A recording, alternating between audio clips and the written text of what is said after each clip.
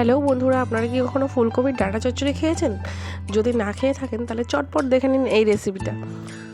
আমি এখানে ফুলকপির ডাঁটাগুলো আলু ভাজার মতো সরু সরু করে কেটে নিয়েছি, আর একটা আলু দিয়েছি, আর সামান্য পরিমাণে একটু বেগুন দিয়েছি।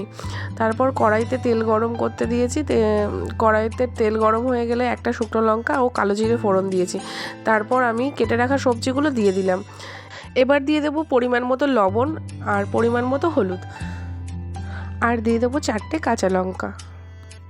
তারপর সবজিগুলোকে হালকা ভাজা হলে তারপর দিয়ে দেবো সামান্য পরিমাণে জল।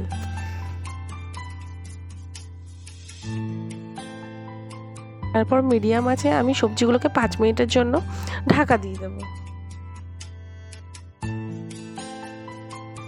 আমার চচ্চড়িটা রেডি হয়ে গেছে। এবার সামান্য পরিমাণ মিষ্টি দিয়ে নামিয়ে নিন। ভিডিওটি ভালো লাগলে অবশ্যই লাইক, কমেন্ট, শেয়ার করে দেবেন এবং চ্যানেলটি অবশ্যই সাবস্ক্রাইব করবেন।